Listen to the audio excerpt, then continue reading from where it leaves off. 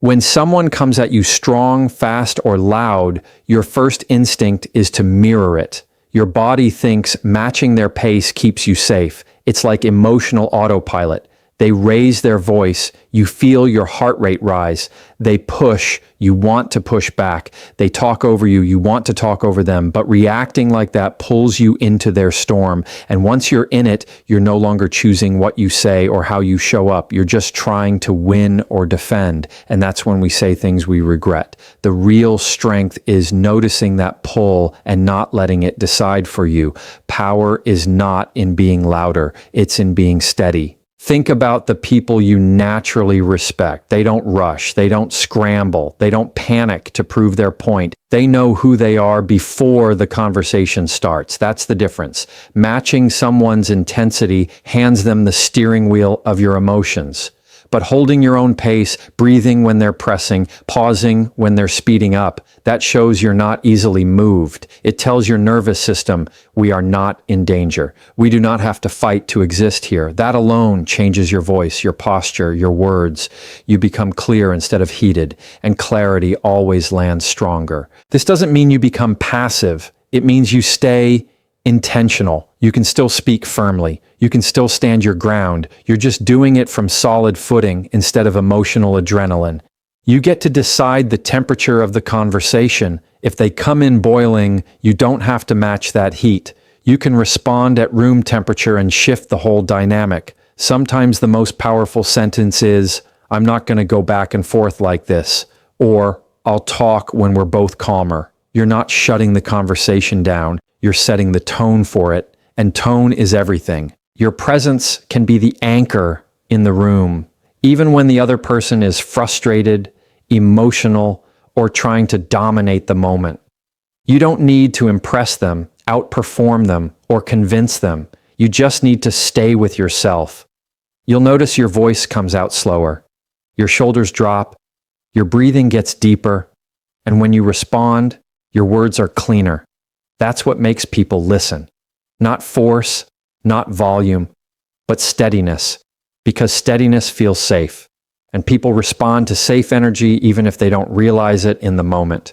You're teaching them how to speak to you by how you stay grounded. The more you practice this, the easier it gets. At first, it will feel uncomfortable because your body is used to reacting fast. But over time, you'll notice something shift. You start catching yourself earlier. You start feeling the emotional wave rise, and instead of riding it, you observe it, you breathe, you slow down, and then you choose your words. That ability to choose instead of react is power. That's how you stop feeling overpowered in conversations. You don't take control away from others. You take control back from your own instinct to match chaos. And once you learn not to mirror their energy, you become someone who cannot be easily pulled, pushed, or shaken. When emotions run high, the brain moves fast. It jumps into defense mode, and in that moment, all you want to do is react. Maybe you want to snap back, shut down, or walk away. That's the body trying to protect itself. But reacting fast usually means reacting without clarity, and clarity is what keeps you in control. Naming what's happening gives your mind a chance to catch up. It's like saying to yourself, wait, let's see this clearly before we move. That shift is where power begins. When you name what's happening, you take the situation from emotional chaos to grounded awareness. If someone is speaking sharply, instead of absorbing their intensity, you can say something like, this conversation feels tense. You're not accusing them. You're not defending yourself. You're simply acknowledging the emotional temperature. It's like turning the lights on in a dark room. Everyone can suddenly see what's going on instead of tripping in the dark. Awareness breaks the momentum of escalation because you're directing the conversation back into the present moment instead of reacting to the emotional rush. This works because naming allows the brain to shift from the emotional part to the thinking part. When we feel overwhelmed, we usually speak from the emotional center, and that rarely leads anywhere good. But when we name the moment, we bring the situation into the rational part of the mind. Saying something like, I need a second to process, or I'm noticing I'm getting overwhelmed, doesn't show weakness. It shows maturity. It shows control. It communicates that you're choosing how you participate instead of just absorbing whatever is happening in front of you. That slows both of you down without demanding anything. People often think naming the moment will make things worse, but it actually does the opposite. It removes confusion.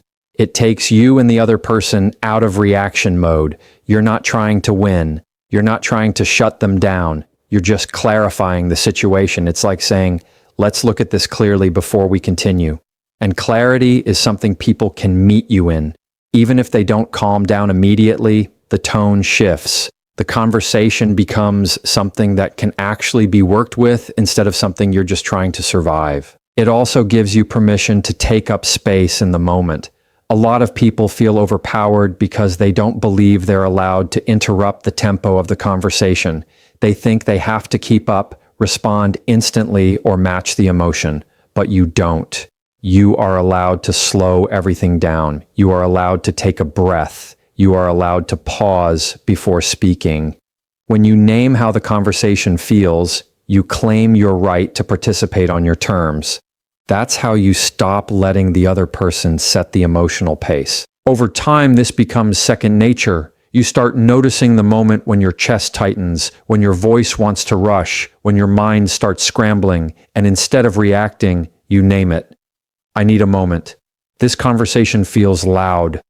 I want to understand, but I need to slow this down. And instantly, you step back into yourself. The situation no longer controls you. You are choosing your response, and choosing is power. This is how you stop feeling overpowered, not by fighting harder, but by becoming more aware, more present, and more intentional in the moment. When a conversation starts moving too fast, your mind can't keep up with your mouth. Your heart speeds up, your breathing shortens, and suddenly the goal isn't understanding anymore, it's defending. That's how misunderstandings turn into arguments and small problems turn into emotional storms. Slowing the conversation down gives you back your ability to think, not just react. It's not about stopping the conversation. It's about pacing it so your clarity can return. When you slow things down, you make space for your real voice to show up instead of your survival instinct. You can slow a conversation down without announcing it. You do it with your tone, your breathing, and your pace. Speak a little slower. Leave pauses between your sentences. Let silence exist without trying to fill it. Silence is not weakness. Silence is processing. It signals that you are thinking, not scrambling. It shows that you're not afraid of the moment. Most people rush because they're uncomfortable with the tension. But when you slow your pace, you tell the room, I'm not intimidated by this. I'm choosing how I show up. That alone shifts everything. You can also slow things down with simple phrases that create a moment of pause. Phrases like, hold on, give me a second, or let me think about how to say this. These are not escape lines. They are grounding tools. They tell your brain to move from reaction to response. And most of the time, the other person will follow your lead. If they don't, that's okay. You're not slowing down to control them. You're slowing down to stay in control of yourself. And that is your real leverage in any difficult interaction. When you slow your pace, you also make your words land stronger. Rushed words are rarely heard. But intentional words, those stay. People can feel the difference when you're speaking from emotion and when you're speaking from clarity. Slowing down gives your message weight. It makes your boundary clearer, your needs more understandable, your presence more steady. It tells the other person you are not here to fight, but you are also not here to be pushed. You're here to communicate. And communication requires space. This takes practice because your body is trained to move fast when it feels pressured. At first, slowing down will feel unnatural. It might even feel like you're losing the argument. But what you're actually doing is reclaiming the conversation. You're choosing understanding instead of urgency. You're choosing presence instead of panic. And the more you practice it, the more natural it becomes. Eventually, you'll start noticing the moment your body tries to rush. And instead of being swept away, you'll take a breath and slow everything down. That is the moment you step back into your power, not by overpowering, but by not being overpowered at all. When someone raises their voice or delivers their words with pressure, it's easy to feel like you have to respond in the same tone. You feel the pull to match their intensity so you don't look weak or get talked over. But strength isn't about mirroring the loudest person in the room. Strength is staying connected to who you are, even when someone else isn't. Your values are your anchor. They're your internal baseline that doesn't change just because someone else is upset. When you stay grounded in what matters to you, you don't lose yourself in the conversation, and you don't get dragged into emotions that aren't yours. Think about the difference between reacting from values and reacting from fear. Fear makes you defend, prove, protect, explain, or justify. Values make you respond with clarity, honesty, and calm direction. If one of your values is respect, then you speak respectfully regardless of the tone you're receiving. If one of your values is honesty, then you speak truthfully even when it's uncomfortable. Values are not just ideas, they're your decision maker. They tell you how to show up. And when you follow them consistently, you stay steady instead of reactive. Staying grounded doesn't mean letting someone speak to you however they want. In fact, it's the opposite. When you respond from your values, you're more likely to set clear boundaries. You can say things like, I want to understand your point, but not in this tone, or I'm willing to talk, but not like this. Those sentences come from steadiness, not defensiveness. You're not attacking. You're clarifying the terms of the conversation, and people listen differently to calm clarity than they do to emotional force. It changes the entire posture of the moment. Your values also help you stay in control of your energy. A person's volume, frustration, or urgency doesn't get to dictate your emotional state. You get to choose that. When someone becomes intense, remind yourself, their tone is about them. My tone is about me. That separation is power. It means you don't internalize their storm. You don't treat their anxiety like your responsibility. You don't let their frustration decide who you have to become in the moment. You stay with yourself. And when you stay with yourself, you speak with more clarity, confidence, and intention. You'll start to notice that the more grounded you are, the more the other person shifts. Most people are not expecting calm presence. They are used to emotional ping pong. They raise the heat. The other person raises it back. When you don't play that game, you reset the dynamic.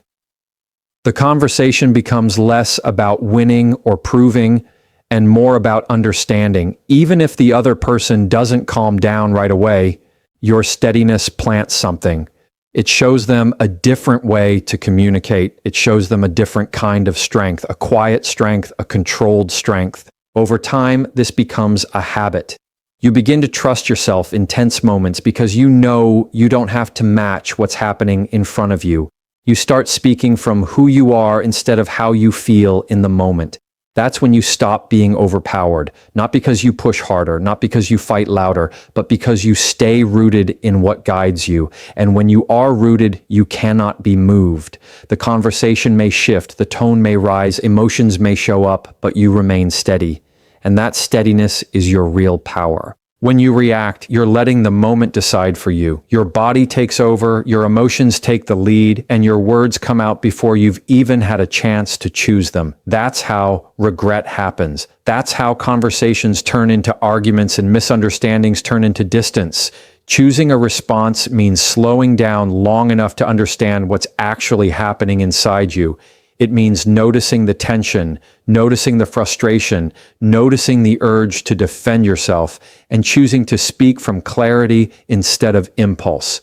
A reaction is automatic. A response is intentional. And intentional is where your real strength is. A reaction tries to win. A response tries to understand. A reaction tries to protect your pride. A response protects your peace.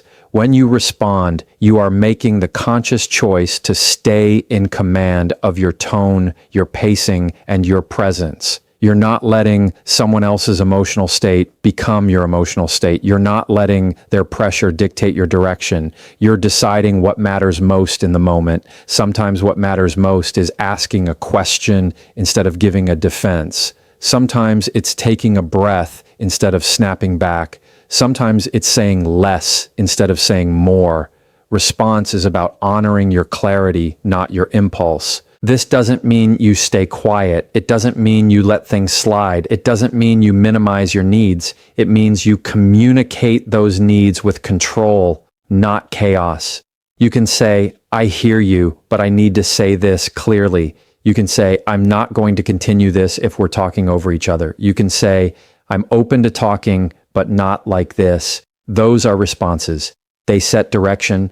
They create stability. They show respect for yourself and the other person without giving your power away. A response is leadership. It directs the conversation instead of getting dragged by it. When you choose your response, you're also choosing the outcome you're moving toward.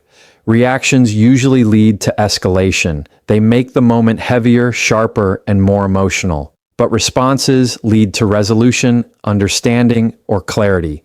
They allow both people to actually hear each other instead of just defending themselves.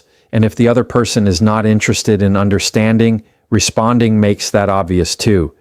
When you stay composed and the other person keeps escalating, the contrast reveals the truth. You don't have to point it out. The moment speaks for itself, and you stay rooted in yourself instead of tangled in the conflict. Choosing response takes practice because your body is trained to react quickly. You're rewiring something that's been automatic for a long time, so your progress won't look perfect. Some moments will still catch you off guard. Some conversations will still pull you into emotion, and that's okay. The goal is not to become emotionless. The goal is to become aware. Awareness is what gives you the chance to choose. You notice the emotional wave rising, and instead of riding it instantly, you pause. You give yourself a breath. You choose. That is the shift. Over time, choosing response over reaction becomes natural. You start trusting yourself in heated moments. You don't panic. You don't scramble. You don't feel the need to control the other person. You only control yourself. That is control you can actually hold. That is power you don't have to defend. And when you operate from response, not reaction, you don't just communicate better. You carry yourself differently. You move through conversations with steadiness. You stay grounded. You stay intentional. And someone who is intentional cannot be overpowered. They are directing the moment, not drowning in it.